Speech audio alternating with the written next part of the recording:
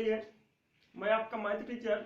आज हम डिस्कस करेंगे एक्सरसाइज 6.3 के कुछ आगे वाले क्वेश्चंस में 13 क्वेश्चन से एंड सो ऑन आगे की तरफ डिस्कस करते हुए चले जाएंगे। कल पिछले वीडियो में अगर देखा जाए तो 12 नंबर क्वेश्चन तक हमने डिस्कस कर लिया था। आज 13 नंबर की बात करेंगे। तो 13 नंबर क्वेश्चन क्या कहता है, इसको पढ़ लेते हैं, उसके बाद फिर आगे की तरफ बढ़ते हैं। 13 नंबर क्वेश्चन कहता है D is a point on side BC of A triangle. एक ट्रायंगल आपका एबीसी है, उसके साइड बीसी पर एक डी है पॉइंट सच दैट, इस तरीके से है कि आपका जो angle ADC is equal to BAC, angle ADC is equal to BAC है, ठीक है।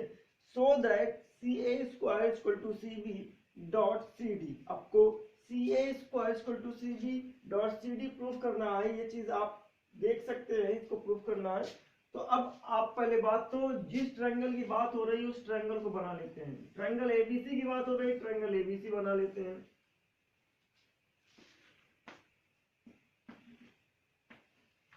ट्रायंगल एबीसी बना लिया। इसमें आपसे बोल रहा है जो डी है वो पॉइंट बीसी पर है, ये हो गया।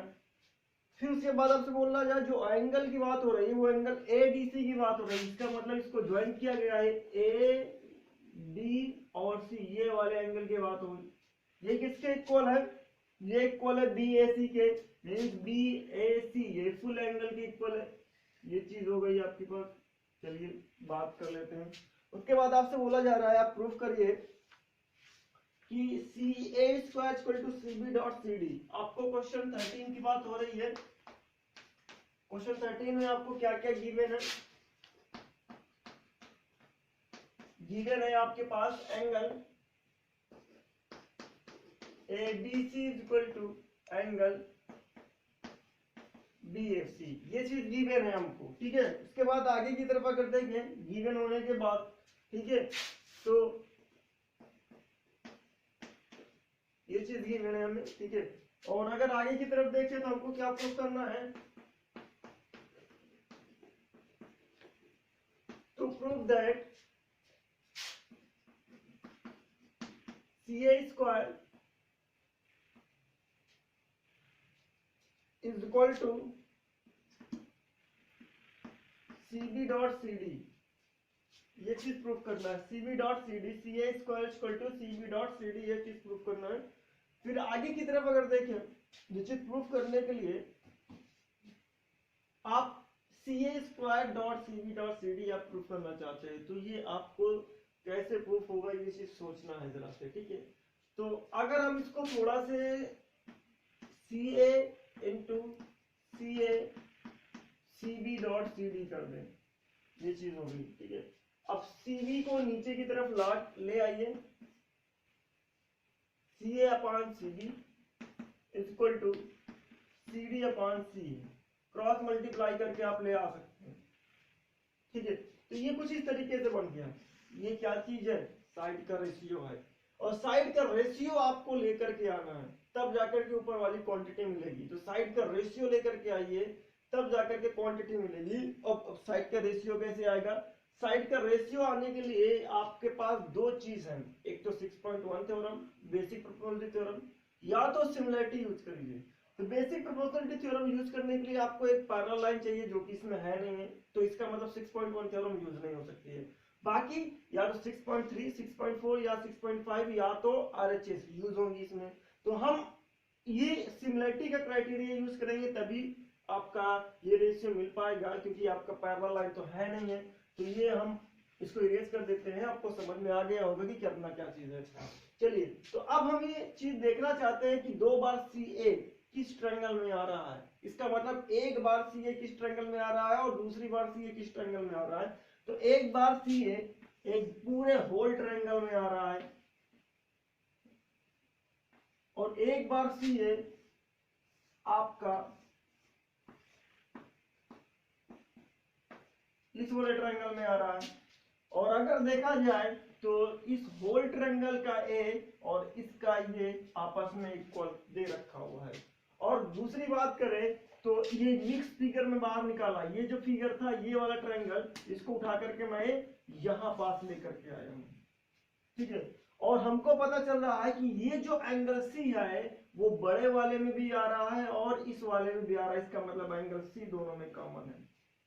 तो आप समझ सकते हैं कि ये कौन सी कॉन्वेंसी हो गई, ये कॉन्वेंसी हो गई डबल ए सॉरी सिमिलरिटी हो गई, डबल ए सिमिलरिटी हो गई। तो हम लिख सकते हैं इसको in triangle ABC and triangle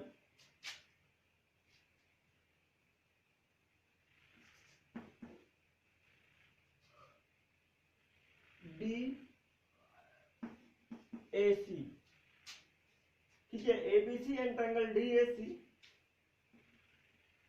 दोनों में देखा गया, इसमें देखा गया इसका एंगल डी ए सी, इसका कौन सा angle A D C equal है, ये चीज गिवन है हमको। दूसरी बात अगर देखा जाए तो एंगल सी इसका और इसका सी दोनों क्या है, कॉमन है। और अगर कॉमन है तो हम ये कह सकते हैं दिस ट्रायंगल एबीसी सिमिलर हो गया डीएसी के। और ये कौन सी सिमिलरिटी लग गई, डबल ए सिमिलरिटी। और आपको पता है जो भी ट्रायंगल सिमिलर हो जाता है उसके साइड के रेशियो क्या होते हैं, वो सेम हो जाते हैं। मींस कैसा, ए बी और डी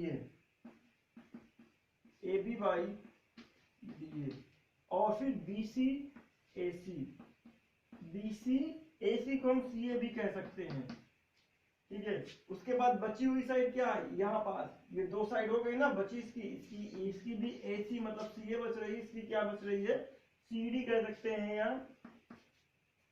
सी बी, जो भी आप कहना चाहें, इसको सी बी लिख लीजिए आप, क्योंकि यहाँ पर सी बी लेकर आना। अब आपको दो बार सी ए कौन कौन सा मिल रहा है, इसमें एक बार सी ए है और इसमें एक बार सी है, तो आप इसको निकाल लीजिए, उठा लीजिए, ये हो गया आपके पास by C P S T. आपको इसकी जरूरत है, इतने पार्ट की जरूरत है, तो आप इसको बाहर निकाल लीजिए, सी बी अपान सी ए और सी ए अपान सी डी। क्रॉस मल्टीप्लाई किया, क्रॉस मल्टीप्लाई करने से आपको बात मिल जाएगी, वो क्या मिलेगी, आपको मिलेगी ये C A C B dot C D is equal to C A square.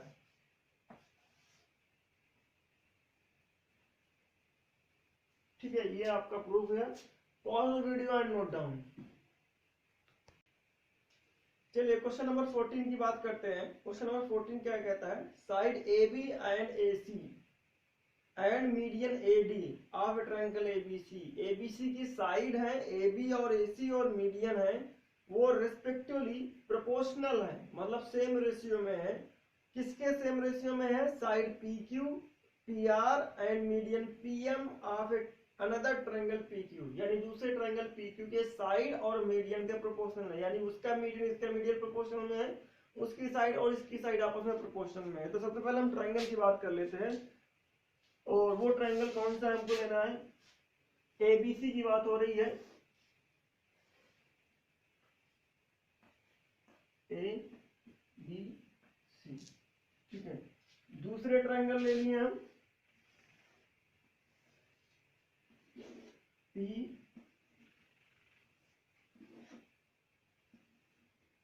Q R, ठीक है, ये चीज हमारे पास है। और मीडियन बोला गया, तो मीडियन का मतलब होता है कि सामने वाली साइड का जो होगा वो मिड पॉइंट होगा, और यहाँ पास ये जो मीडियन बोला गया है वो एम के बारे में बोला गया है, एम हो गया। क्वेश्चन में क्या चीज मेंशन है, इस बात को भी ध्यान देना है। क्वेश्चन नंबर 13 है, 14 है, गिवन है फर्स्ट पार्ट कि आपका जो साइड है और मीडियन है वो प्रोपोर्शनल है दूसरे वाले साइड और मीडियन के साथ, रेस्पेक्टिवली जैसे बोला गया है वो चीज, ठीक है। तो side A B A C और median A D proportional to the side A B A C and median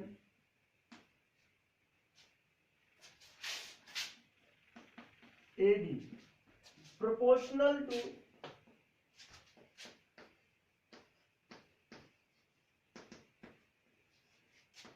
proportional to the side PQ, PR and median PM। ठीक है, ये चीज मेंशन है हमको क्वेश्चन में, तो इसको मैथमेटिकल रूप कैसे दे सकते हैं? मैथमेटिकल AB का रेशियो किसके साथ में? PQ के साथ में, AB बाई PQ। उसके बाद AC का रेशियो किसके साथ में? PR के साथ में। उसके बाद मीडियन वाले का रेशियो मीडियन वाले के साथ में प्रोपोर्शनल में है। ये इक्वेशन आप फर्स्ट मार दीजिए। फिर आपको दिख रहा होगा कि यहाँ पास AB बाई BQ है, AB बाई PQ है, AC बाई PR और मीडियन है। तो ये अगर देखा जाए इसका रेशियो इसके साथ में, इसका रेशियो इसके साथ में, और हमसे बोला गया है कि आप प्रूफ करिए, to prove that triangle ABC similar to triangle CQR। ये कैसे पॉसिबल हो सकता है? यहाँ पास तो साइड के रेशियो दिए गए हैं, और कौन से साइड के रेशियो दिए गए हैं भाई? दो साइड के रेशियो दिए गए हैं, तीसरी साइड का रेशियो नहीं दिया गया। एक मीडियन का रेशियो दिया गया, मीडियन के रेशियो से हमसे कोई मतलब है नहीं है। लेकिन एज रूल अगर देखा जाए ट्रायंगल सिमिलर होते हैं, रूल के अकॉर्डिंग कभी कभी 1 मार्क्स क्वेश्चन में पूछा जा सकता है। तो आप इसको याद रखिएगा, कभी भी मीडियन आपका है, साइड के रेशियो दिए गए हैं और मीडियन रेशियो में है, तो इसका मतलब वो ट्रायंगल आपस में सिमिलर होते हैं। इसको एज ए थ्योरम यल्लर में कर लीजिए, क्योंकि 1 मार्क्स क्वेश्चन पूछे जाते हैं। 1 मार्क्स क्वेश्चन आपके multiple choice question, single correct option question या तो fill in the blank question बन सकते हैं इसमें डायरेक्ट दे करके। ठीक है, तो ये चीज आपका आगे वाले टॉपिक पे दिखेगा, तो उसको ध्यान दीजिएगा, ये चीज आपको याद होनी चाहिए। ठीक है, एज ए रूल। ठीक है, तो अब हम बात करते हैं यहाँ पास ये साइड इससे रेशियो में है, ये साइड इसके रेशियो में है। तो हमने जो प्रॉपर्टी पढ़ी उस पर गौर करिए। डबल ए क्या एंगल इक्वल है? नहीं इक्वल, तो डबल ए तो लग नहीं सकती। ट्रिपल ए, तीनों एंगल इक्वल है क्या? नहीं है, तो ट्रिपल ए भी नहीं सकती। ट्रिपल एस लग सकती है क्या? दो साइड के रेशियो दिए हैं, तीसरा की बात नहीं हो रही है, तीसरा साइड की रेशियो नहीं दिया है, इसका मतलब ट्रिपल एस भी नहीं सकती। डबल साइड एंगल साइड लग सकती है क्या? साइड एंगल साइड मींस ये साइड इससे रेशियो में, ये साइड इससे रेशियो में, बीच में एक एंगल ट्रैप हो रहा है, ये वाला एंगल, ये अगर आपस में इक्वल हो जाए तो ये ट्रायंगल और वो ट्रायंगल आपस में क्या हो जाएगा? सिंगल हो जाएगा। तो अब हम बात करते हैं ये दोनों एंगल को इक्वल दिखाने की बात करते हैं। ये दोनों एंगल कब इक्वल होंगे? इनको इक्वल करेंगे तब इक्वल होंगे। तो अब क्या करते हैं, हम इधर वाले को 1 एंगल मान लेते हैं, इधर वाले को 2 मान लेते हैं, इधर इसको 3 और इसको 4 मान लेते हैं। ठीक है, ये चीज हमने मान लिया। हमें सबसे पहले क्या करना है, इस बात को ध्यान रखिए, जो साइड के रेशियो हैं उनके बीच वाला एंगल इक्वल दिखाइए, तब सिमिलर हो जाएगा। साइड एंगल साइड लगेगा, क्योंकि तीसरी साइड रेशियो में है ही नहीं है, तब कहां से आप कह पाएंगे? इससे बेटर है आप जो एंगल ट्रैप्ड हो रहा है वो इक्वल दिखा दीजिए, फिर आप आराम से साइड एंगल साइड लगा दीजिए। आपको यहाँ से 2 पेयर तो मिल ही जा रहा है ना, ये चीज का आप लिख सकते हैं। तो अब इसीलिए हम क्या कर रहे हैं, कंस्ट्रक्शन करेंगे। वो कंस्ट्रक्शन क्या है हमारे पास? वो कंस्ट्रक्शन ये है कि एडी को प्रोड्यूस करेंगे सम पॉइंट ई तक, और एडी की लेंथ डीई के बराबर होगी। इस तरीके से एडी को इस तरीके से प्रोड्यूस करेंगे कि वो ई तक जाए और दोनों की लेंथ एडी और डीई आपस में बराबर हो, आपस में बराबर हो, यानी आपका डी क्या हो? मिड पॉइंट हो उसका भी, एई का मिड पॉइंट। इसी तरीके से पीएम को आगे की तरफ बढ़ाएंगे, इस तरीके से बढ़ाएंगे कि वो एन तक जाए, और एमएन क्या, एमएन जो है वो किसके बराबर हो जाए? पीएम के बराबर। यानी पीएम की इक्वल लेंथ नीचे आपको प्रोड्यूस करती है, और एडी के लेंथ की इक्वल आपको डीई एक आपको प्रोड्यूस करनी है, और उसके बाद फिर आप एक पैरेललोग्राम बना लेंगे, फिर आगे प्रोसीड हो जाएगी बात। तो हम क्या करते हैं, प्रोड्यूस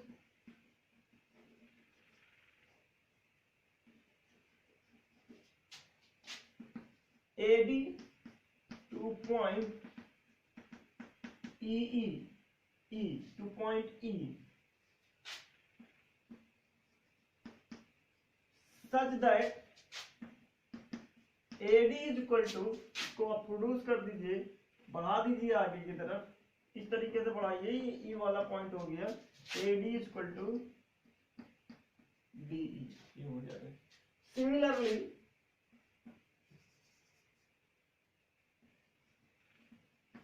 also PM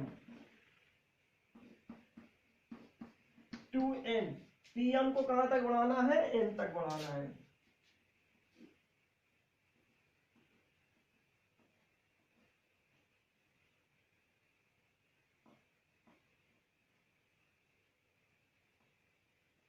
N तक बढ़ा दिया हमने, ठीक है। ये PM to N आप बढ़ा दीजिए, बढ़ाने से आपको क्या होगा ये चीज आपको पता है। तो ये चीज हमने बढ़ाने के बाद मिला क्या, PM is equal to M। जरा सोचिए, इधर BD is equal to DC है, इधर AD is equal to DE है, इधर PM is equal to MN है, ठीक है। तो आगे की तरफ हमें क्या करना है, join BE EC QN NR, ये ज्वाइन कर दीजिए सबको। ज्वाइन करने के बाद आपको मिलेगा क्या,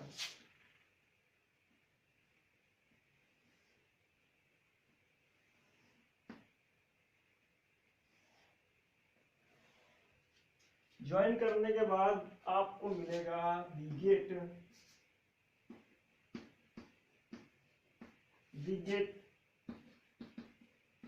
ABCD and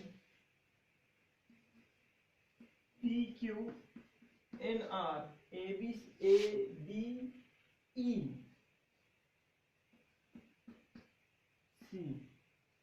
ठीक है। ABEC and PQNR are parallelogram,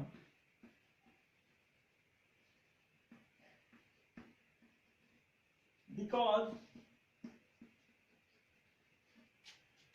diagonal are bisected।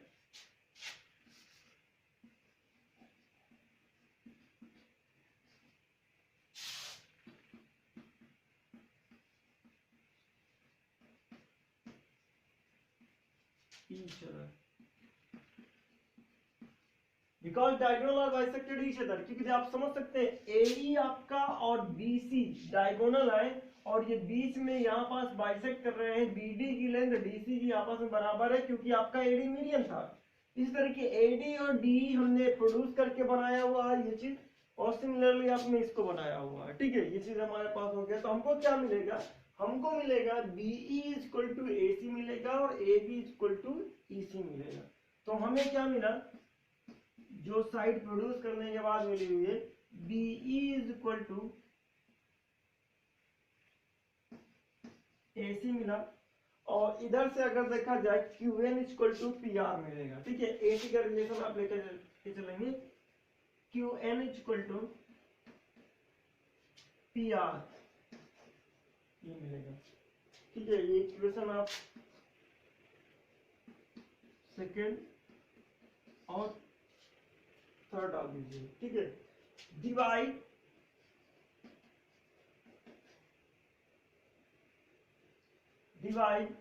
Second by third. अब डिवाइड करने के बाद आपको क्या मिलेगा, BE upon QN equal to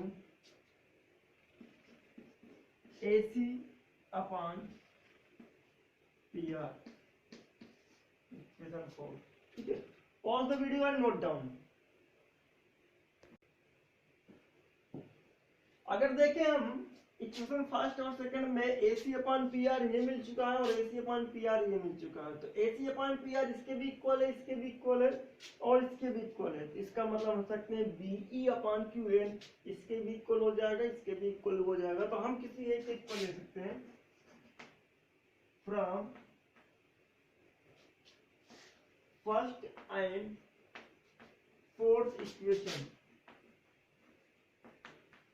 first and fourth equation की बात करें तो हमें क्या मिलेगा, हमें मिलेगा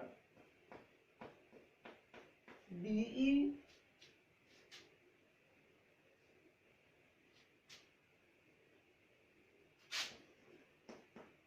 QN equal to AB upon PR, AB upon PQ, sorry equation 6 ये बना हमें, ठीक है। अब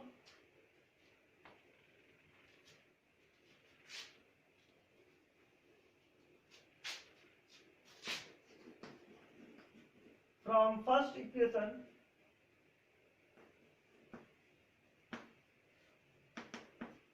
लिख सकते हैं हम AB upon PQ equal to 2 times of AD upon 2 times of PM, ये भी लिख सकते हैं हम।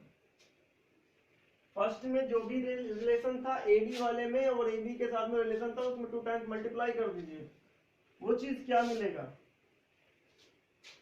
मिलेगा ये AB upon PQ equal to AD को अगर 2 टाइम्स करेंगे, AD को 2 टाइम्स करेंगे तो AD इक्वल टू B, इसका मतलब आपको क्या मिल जाएगा, AE मिल जाएगा। AD को 2 टाइम्स करिए, AD की इक्वली तो ये है, तो क्या मिलेगा, टोटल लेंथ मिल जाएगी AE, यानी AE डायगोनल मिल जाएगा। इस तरीके से PM को करेंगे तो क्या मिल जाएगा आपको, PN मिल जाएगा, ये मिला आपको।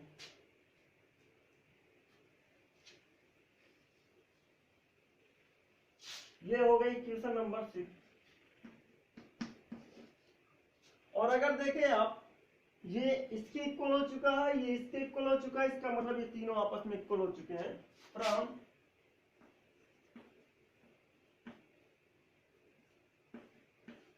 Fifth and sixth equation.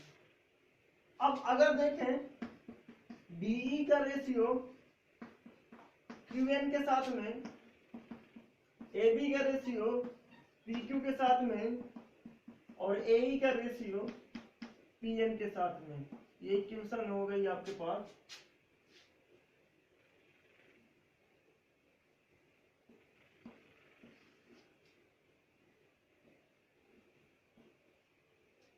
Equation आपके पास हो गई 7।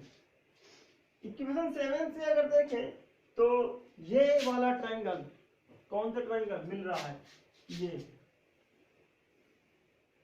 ये वाला ट्रायंगल और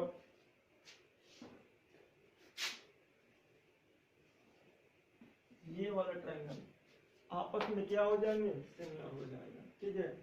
तो हम ये लिखते हैं, दोनों ट्रायंगल की बात करें, from seventh equation,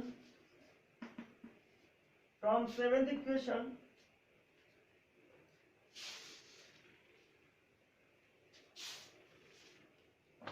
from seventh equation आप क्या करें, आप कह सकते हैं ABE ट्रायंगल ABE सिमिलर हो गया PQN के, ठीक है। AB किसके सिमिलर हो गया, PQN के, और ये कौन सी सिमिलरिटी, ट्रिपल S सिमिलरिटी।